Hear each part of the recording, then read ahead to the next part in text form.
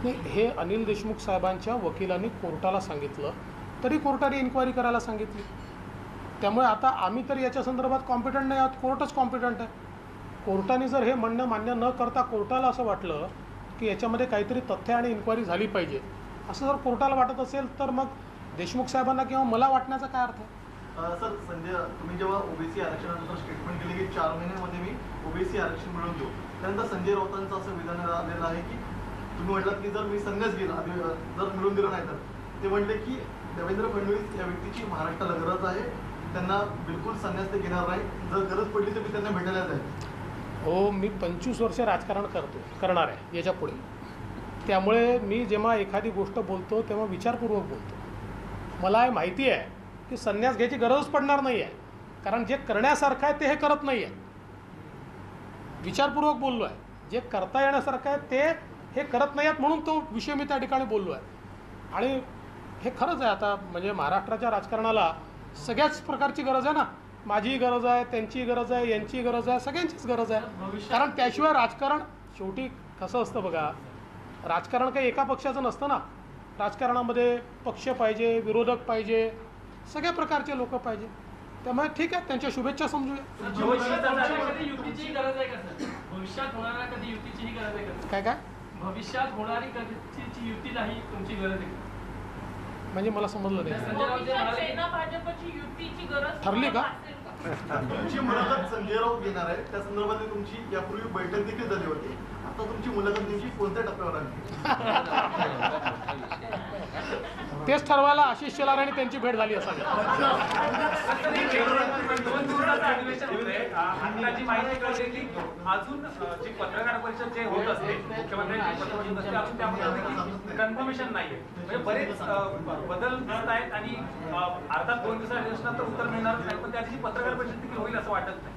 आत्ताची माहिती म्हणजे आता मला असं वाटतं की हे सरकार विरोधकांना तर फेस करतच नाही, पण आता मीडियाला देखील फेस करत नाही आहे. अशा प्रकारची अवस्था या सरकारची मला पाहायला मिळते. कल आप लोग जिस तरह से सरकार भाग रही है, 2 दिन का ही सत्र है, तो बीजेपी की स्ट्रैटेजी क्या रहेगी? कल आंदोलन भी करने वाली है डिस्ट्रिक्ट लेवल पर, ऑफिस के बाहर. देखिए, कुल मिलाकर 2 दिन का अधिवेशन रखा है और इस अधिवेशन में पहली बार कोई भी लेजिस्लेटिव टूल आप इस्तेमाल नहीं कर सकते. मतलब भारत के संविधान के तहत बने हुए नियमों ने जो हमको अधिकार दिए हैं, उन अधिकारों को भी फ्रीज करने का काम इस सरकार ने किया है.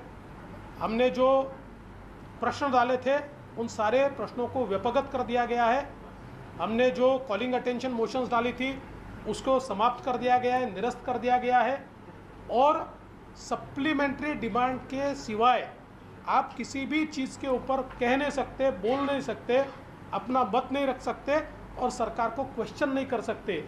इस प्रकार से एक प्रकार से लोकतंत्र को ताला लगाने का काम इस सरकार ने किया है. हम प्रयास करेंगे जनता के प्रश्न सभागृह में रखने का, और अगर सभागृह में नहीं रख पाए तो जनता के बीच जाकर उन सारे प्रश्नों को हम रखें. सर, पिछले बार आपने जब आप हाउस में बोल रहे थे उस वक्त अनिल देशमुख का विषय आपने उठाया था.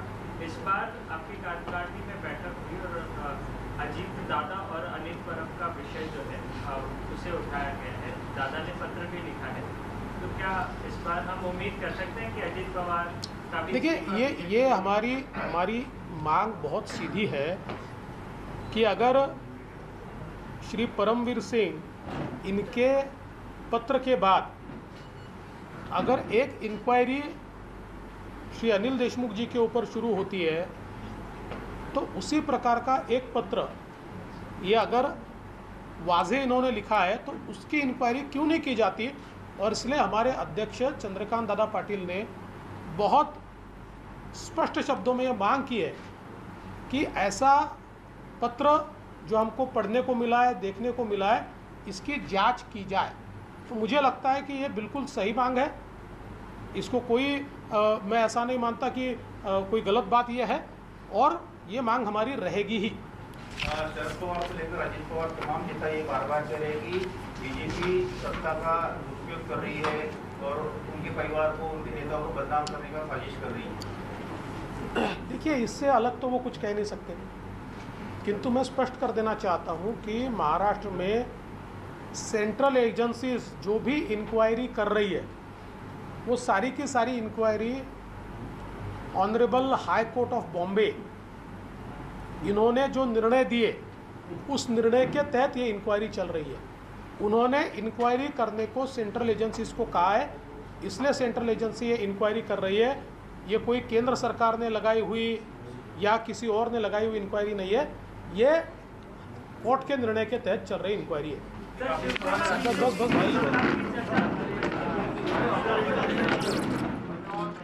तेव्हा पावसाळी अधिवेशनाच्या पूर्वसंध्येला विरोधी पक्षनेते देवेंद्र फडणवीस यांनी सरकारचा खरपूस समाचार घेत हे सरकार लोकशाहीला कुलूप लावतंय अशा प्रकारचा आरोप करत अधिवेशन 2 दिवस घेण्याच्या सरकारच्या निर्णयावर सडकून टीका केली आहे।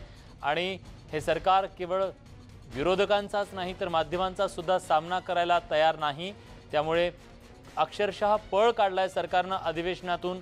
अशा प्रकारचा घणाघाती हल्ला सुद्धा देवेंद्र फडणवीस यांनी सरकारवर चढवलेला आहे। दुसऱ्या बाजूला ज्या चौकशा केल्या जात आहेत सत्ताधारी पक्षातल्या विविध नेत्यांच्या, त्या चौकशा या हायकोर्टाच्या निर्णयाच्या नंतर सुरू आहेत, यात कुठल्याही प्रकारचं राजकारण नाही असंही त्यांनी स्पष्ट केलंय। शिवाय आता जे आरोप केले जात आहेत विरोधकांवर केंद्र सरकारवर, त्या आरोपात सुद्धा तथ्य नसल्याचं त्यांनी स्पष्ट केलंय। शिवाय ओबीसीच्या आरक्षणाच्या संदर्भात उशिरा का होईना पण सरकारला शहाणपण सुचलंय आणि इम्पेरिकल डेटा गोळा करण्याचं काम सुरू केल्याचं सुद्धा त्यांनी सांगितलंय।